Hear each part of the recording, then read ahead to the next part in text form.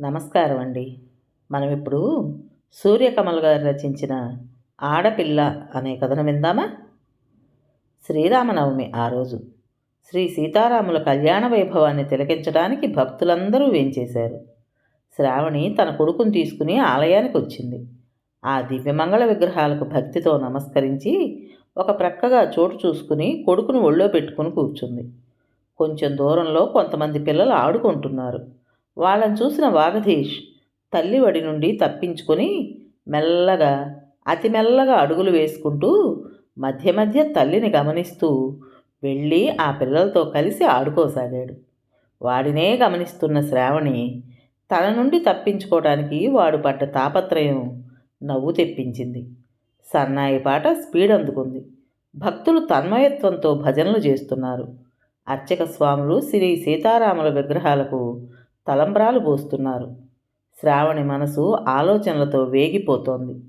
తన పెళ్ళి సరిగ్గా శ్రీరామనవమి వెళ్ళిన మరునాడు జరిగింది. 60,000 కట్నం. అది చాలక అత్తగారు అది ఆచారం, ఇది సాంప్రదాయం అంటూ 5,000 దాకా లాంఛనాల రూపంలో తీసుకున్నారు. అతి వైభవంగా పెళ్లి జరిగినా మగపెళ్లి వారికి మర్యాద చాలలేదు అంటూ ఏదో పేచీ పెడుతూనే ఉన్నారు. ఆ మరునాడు శోభనం చేయమని ఒకటే పేచీ. పెళ్లి జరిగినాక మన ఇంట శ్రీ సత్యనారాయణ స్వామి వ్రతం మన సాంప్రదాయం కదా అని ఆడపెళ్లి వారి తరపు పెద్దలు ఎంత చెప్పినా వినలేదు. పైగా మాది అమెరికా టైపు, మీరు చెప్పినవి పాతకాలపు ఆచారాలు. తర్వాత వీలు చూసుకుని నా కొడుకుని కోడల్ని అన్నవరం తీసుకెళ్ళి ఆ స్వామికి వ్రతం చేయిస్తాం, శోభనం చేయవలసిందే అని పట్టుబట్టారు. పెళ్ళి అయ్యేదాకా భర్త ఎవరో తెలియదు. కొత్తగా భయంగా శరీరం అర్పించుకుంది. 3 రాత్రులు గడిచాయి. 4వ రోజు ప్రయాణం. అత్తగారు అమ్మ దగ్గరకు వచ్చి, ఇదిగో వదిన గారు, మీరేమీ శ్రమపడి సారే చీరలు సర్దకండి. ఒక నెల రోజుల్లో ఇల్లు చూసుకుని మా అబ్బాయి వచ్చి కోడలను తీసుకుని వెళ్తాడు. అప్పుడు మీరు కూడా రావాల్సిమా? చూడండి మా వాడి మొహం ఎంత వాడిపోయిందో. కుర్ర సన్యాసి భార్యను వెంట తీసుకుని వెళ్ళలేకపోతున్నానని ఎంత బాధపడుతున్నాడో అంటూ కళ్ళు తుడుచుకుంటున్న అత్తగారిని వింతగా చూశారు అందరూ. అమ్మ మాత్రం తోటకూర కాడలా నలిగిపోయిన కూతుర్ని చూసి కళ్ళనీళ్లు కార్చింది. కట్న కానుకలు మూటగట్టుకుని వెళ్ళిన వియ్యాల వారి వద్ద నుండి లెటర్ లేదు. 16 రోజుల పండగ అయింది. అలా అలా నెల దాటింది. కనీసం తనకైనా తన భర్త ఒక్క లెటర్ రాయలేదు. దిగులుగా ఉంది శ్రావణికి. కళ్ళు తిరుగుతున్నట్టు, ఏది తిన్నా వాంతి వచ్చేటట్టు ఉంది. అలా మరో నెల గడిచింది. తల్లితో చెప్పింది తన పరిస్థితి. ఆవిడ తల బాదుకుంటూ, ఇదేం కర్మమే తల్లి, పెళ్లి చేసుకుని వెళ్ళారు, ఓ ఉత్తరమైనా రాయలేదు, నీకు నెల తప్పినట్టుంది అని శోకాలు పెట్టసాగింది. అమ్మ పోరు పడలేక నాన్న అన్నయ్య కలిసి వాళ్ళ ఊరు వెళ్ళారు. 2 రోజులకి దిగులు మొహాలతో వచ్చిన అన్నయ్యను నాన్నని చూసి ఆశ్చర్యపోయాం. విషయం ఏమిటి అని అడిగిన అమ్మతో, వాళ్ళు ఆ ఊళ్ళో లేరు, నెల క్రితమే ఇల్లు ఖాళీ చేసి వెళ్ళిపోయారట, ఏ ఊరు వెళ్ళారో మాకు తెలియదు అన్నారు. నాన్న మాటలు విని కుప్పకూలిపోయాం. మధ్యవర్తి దగ్గరకు వెళ్ళి అడిగితే, మీరు సంబంధం చెప్పమన్నారు, చెప్పాను, అంతకు మించి నాకేమీ తెలీదు అంటూ మరో మాటకు అవకాశం ఇయ్యలేదు పెళ్లి కుదిర్చిన మధ్యవర్తి. మింగలేక కక్కలేక అన్నట్టుగా గడుస్తోంది కాలం. కడుపులో శిశువు రూపుదిద్దుకుంటోంది. ఆ రోజు పిడుగులా వచ్చింది టెలిగ్రామ్. అతను కారు యాక్సిడెంట్లో మరణించాడని. ఎన్నిసార్లు ఆ టెలిగ్రామ్ తిప్పి తిప్పి చూసినా అడ్రస్ లేదు. ఎక్కడికని వెళ్తారు? ఆ తర్వాత 2 రోజులకు ఓ లెటర్ వచ్చింది. మీ అమ్మాయి జాతకం మంచిది కాదు, ఉన్న ఒక్క కొడుకు మరణించాడు, విరక్తి చెందిన మేము కాశీ వెడుతున్నాం, ఇంక మమ్మల్ని మర్చిపోండి అంటూ. అందరి మనసులు శిథిలమైపోయాయి. కడుపులోని పిండం మాత్రం ఎదుగుతోంది. ఇటువంటి దారుణ పరిస్థితిలో తనకంటూ ఓ తోడుండడం మంచిది అనే అభిప్రాయం అందరికీ కలిగింది. ఆ ఫలితమే వాగధీష్ పుట్టుక. పిల్లవాని ఆలనా పాలనలో జీవితం కొత్త మలుపు తిరిగింది. అన్నయ్య పెళ్ళి మరో మలుపు. కాపురానికి వచ్చిన కొలది కాలంలోనే ఇంట్లో అందరినీ తన కనుసన్నలలో నడిపించసాగింది వదిన. ఎవరి అదృష్టం వారిదే అనుకుంటూ కాలం గడపసాగింది శ్రావణి. ఎండాకాలం వెళ్ళి వానాకాలం వచ్చింది. ఆకాశంలో మబ్బులు దట్టంగా ఉన్నాయి. తన జీవితంలాగే కలతబారిన మనసుతో అలా ఉండిపోయింది ఎంతోసేపు. కస్తూరి పావుగంట నుండి గమనిస్తోంది. చలనం లేని స్నేహితురాల్ని చూసి చాలా చాలా బాధపడింది. శ్రావణి, ఇలా పిచ్చిదానిలా కాలం గడపకపోతే ఏదైనా కాన్వెంట్లో టీచర్గా చేరకూడదా? నాకెవరిస్తారే ఉద్యోగం? బీఈడీ లేదు. ఇప్పిస్తే చేస్తావా? మా నాన్నగారికి తెలిసిన కాన్వెంట్ ఉంది, ప్రయత్నిస్తాను. కాసేపు శ్రావణి దగ్గర కూర్చుని ఇంట్లో అందరికీ చెప్పి మరీ వెళ్ళింది. అందరూ ఏకాభిప్రాయానికి వచ్చారు. శ్రావణికి ఏదో ఒక వ్యాపకం ఉంటే తన బాధ నుండి రిలీఫ్గా ఉంటుంది. 2 రోజులకు వచ్చింది కస్తూరి. తొందరగా రెడీ అవ్వమని శ్రావణికి చెప్పి అన్నతో ఈ విషయం మాట్లాడింది. అందరినీ శాసించగల వాగ్ధాటి కస్తూరికి ఉంది. అన్నయ్య వెంటనే తన అంగీకారం తెలియజేశాడు. శ్రావణి, కస్తూరి కలిసి ఆ కాన్వెంట్కి వెళ్ళారు. ప్రిన్సిపాల్తో మాట్లాడింది కస్తూరి.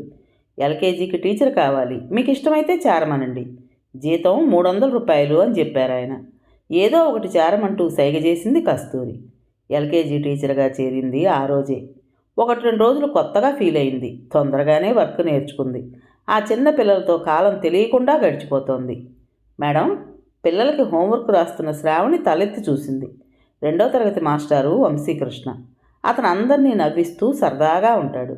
శ్రావణి లేచి నిలబడి అతని వైపు చూసింది. ఏమిటి అన్నట్టుగా. ఈరోజు టీచర్స్ అందరం కలిసి సినిమాకు వెళ్తున్నాం, మీరు కూడా రావాలి. నాకు వీలు పడదు. ప్లీజ్, అందరం వెళ్తున్నాం, ఏ ఒక్కరూ మిస్ అవ్వకూడదు. మీరు వస్తున్నారు, ఓకే? కుర్చీలో నీరసంగా కూర్చుండిపోయింది శ్రావణి. కస్తూరి దగ్గర గొప్పగా మాట్లాడింది కానీ వదిన తనని ఏదో సూటీపోటీగా అంటూనే ఉంటుంది. ఈరోజు సినిమాకి వెళితే ఆవిడ వాగ్ధాటి ఏ విధంగా ఉంటుందో. ఆలోచనలతో సతమతమవుతున్న శ్రావణితో లక్ష్మి అంది. ఆవిడ యూకేజీ చూస్తుంది. ఇలాంటివి మామూలే. అందరం కలిసి వెళ్ళాలి అంటే మనకి ఏ ప్రాబ్లం ఉన్నా వెళ్ళి తీరాలి.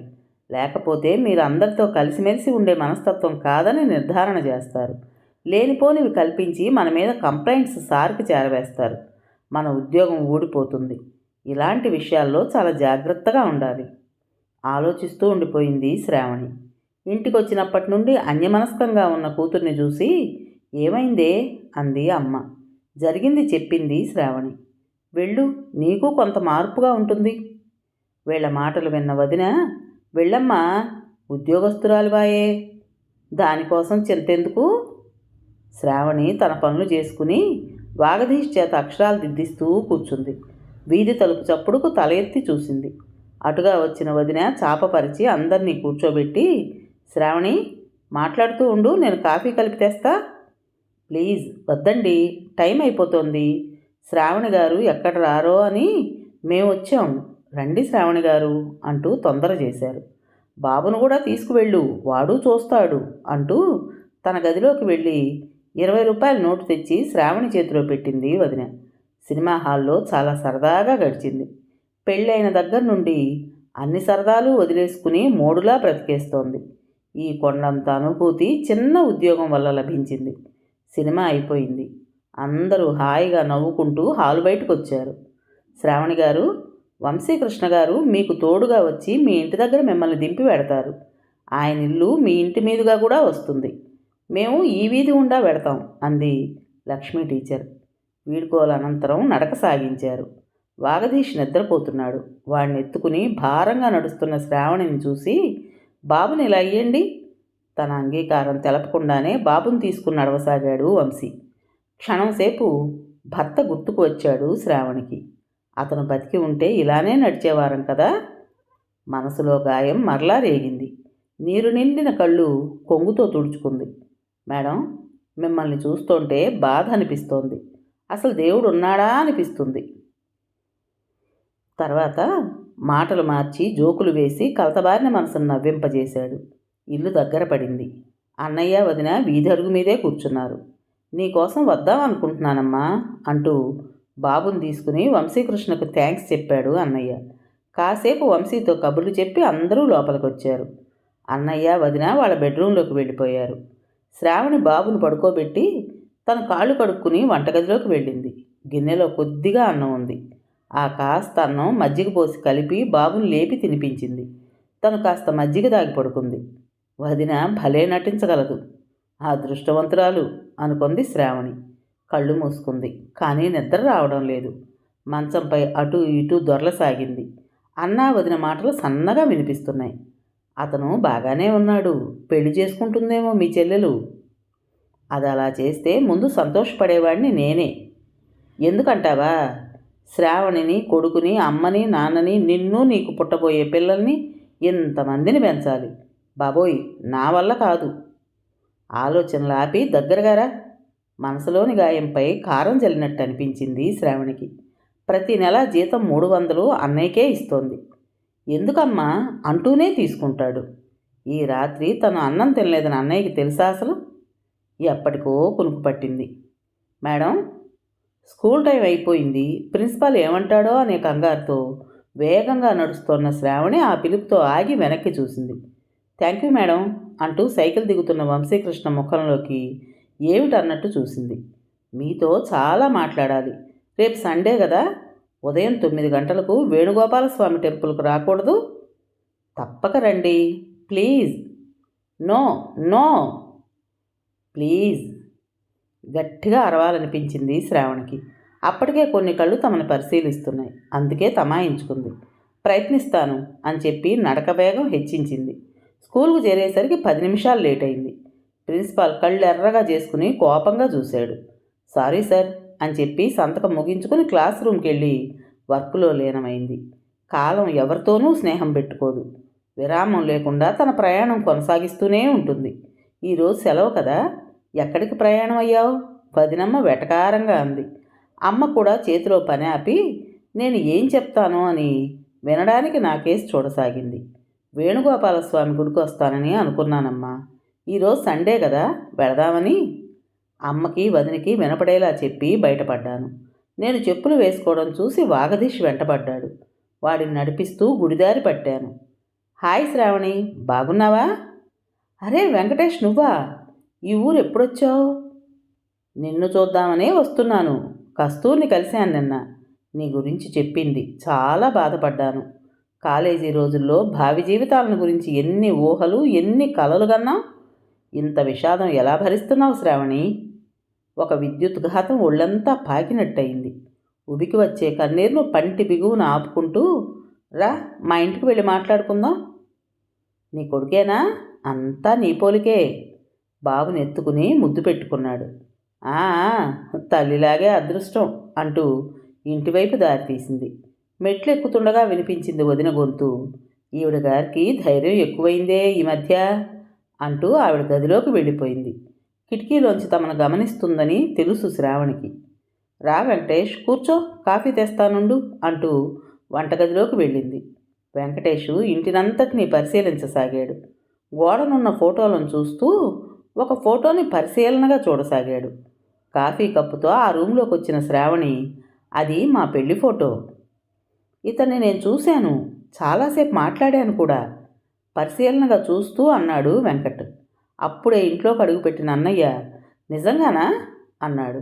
నాకు నోటి మాట రాలేదు. అమ్మ, నాన్న, వదిన అందరూ ఆ రూంలోకి వచ్చి వెంకటేష్ కేసి ఆశ్చర్యంగా చూడసాగారు. మీరు చెప్పేది నిజమేనా? ఇతనే మా ఫ్రెండ్ ఆఫీస్లో చేస్తున్నాడు. చాలాసార్లు కలిశాను. పెళ్లి కాలేదని చెప్పాడే. వెంకటేష్కి అంతా ఆశ్చర్యంగా ఉంది. మనిషిని పోలిన మనిషి ఉంటాడు అంటారు. నిజమా? అన్నయ్య, వెంకటేషు చాలాసేపు మాట్లాడుకున్నారు. నాకు ఇతన్ని చూపించండి. మీరు ఎప్పుడు వెళ్తున్నారు? మీతో నేను వస్తాను. తప్పకుండా. శ్రావణి కోసం ఆ మాత్రం చేయలేనా? ఇతను అతనే అయితే శ్రావణి కాళ్ళ మీద పడేస్తాను ఆవేశంగా అన్నాడు వెంకటేష్. రేపు వెళుతున్నాను, నాతో కూడా రండి అందరికీ చెప్పి వెళ్ళిపోయాడు వెంకటేష్. అన్నయ్య, వెంకటేషు ఆ మర్నాడు వెళ్ళారు. మా అందరికీ టెన్షన్. ఏదో వండుకుంటున్నాం, తింటున్నాం. స్కూలుకు వెళ్ళబుద్ధి కాలేదు. అలా ఉండిపోయాం అందరం. అమ్మ మాత్రం దేవుడికి ఒకటే దండాలు పెట్టేస్తోంది, స్వర్గంలో ఉన్న తన అల్లుడు ముంగిట వాలాలని. 4వ రోజుకు అన్నయ్య వచ్చాడు. చాలా అలసట, దిగులు అన్నయ్యలో కనిపించాయి. అందరం అన్నయ్య కేసు చూస్తున్నాం. కాసిని మంచినీళ్ళు ఇవ్వండే, కుర్చీలో కూర్చుంటూ అన్నాడు. వదిన మంచినీళ్ళు, నేను కాఫీ ఇచ్చాం. అవి త్రాగి, వాడేనే రాస్కెల్, నన్ను చూసి అతి తెలివిగా తప్పించుకున్నాడు. కానీ వేటాడి పట్టుకున్నాంలే. సంగతంతా ఆఫీసర్కి చెప్పి ఒక్కరోజు కూడా లీవు ఇవ్వవద్దని చెప్పి వచ్చాం. వెంకటేషు, అతని స్నేహితులు కదలనీయర్లే. అందరూ బయలుదేరండి, శనివారం అక్కడికి చేరుకోవాలి. ఈ విషయం ఎవరితోనూ అనకండి. ఏం జరుగుతుందో తెలియదు. వాడు పెద్ద కేడీగాడు. పళ్ళు నూరాడు అన్నయ్య. అమ్మ గబగబా వంటగదిలోకి వెళ్ళి కుంకుమ పట్టుకొచ్చి నా నుదుట పెట్టింది. పెట్టెలో పడేసిన మంగళసూత్రాలు నా మెళ్ళో వేసింది. కొత్త మెరుపన్నా తగ్గలేదు. గట్టిగా నవ్వాలని, పిచ్చిగా అరవాలని ఉంది. అలా ఉండిపోయాను. నా భర్త నైవంచకుడని ఏడవనా, బ్రతికి ఉన్నాడని సంతోషపడినా? స్కూల్కి వెళ్ళి చెప్పిరా ఈరోజైనా.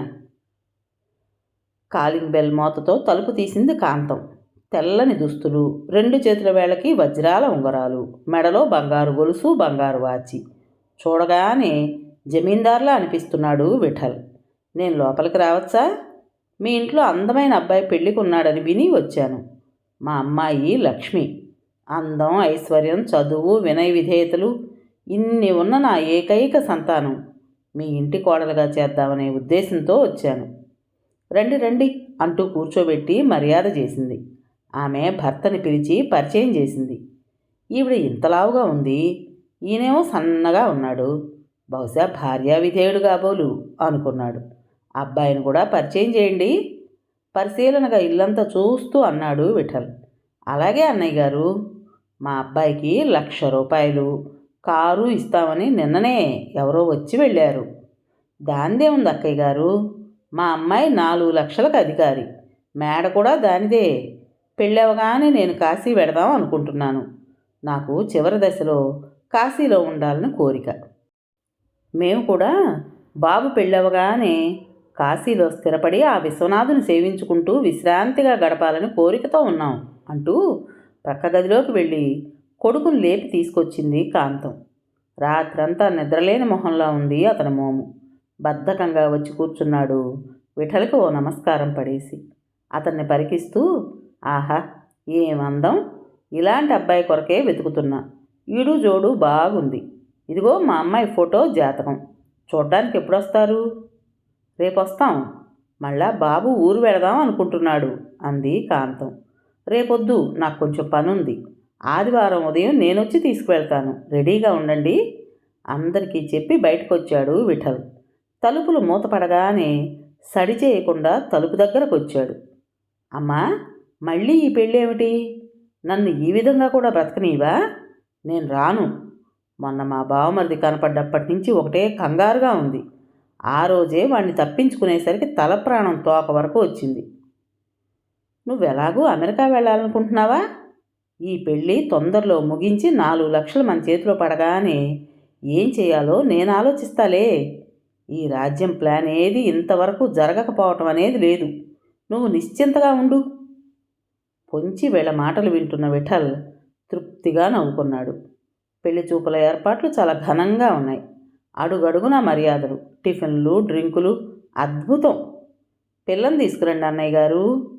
పట్టుచీర సవరించుకుంటూ చెప్పింది కాంతం. మేలి ముసుగు సవరించుకుంటూ వచ్చి కూర్చున్న శ్రావణిని చూసేసరికి తల్లి కొడుకులు కంగారు పడ్డారు. అక్కయ్య గారు, మా అమ్మాయి నచ్చలేదా? అలా కంగారు పడుతున్నారేమిటి? శ్రావణి, నీ అత్తమామలకి భర్తకి నమస్కరించమ్మా. నవ్వుతూ వాళ్ళనే పరిశీలిస్తూ అన్నాడు విఠల్. భర్త కళ్ళల్లోకి సూటిగా చూసింది శ్రావణి. అతను తడబాటుగా మోసం, దగ అంటూ అరుస్తూ బయటికెళ్ళబోయాడు. ఎవడిదిరా దగ? కుట్ర. పెళ్లి మీద పెళ్లి చేసుకుంటూ డబ్బు సంపాదించి అమెరికా వెళ్ళిపోదాం అనుకున్న నీది కాదా?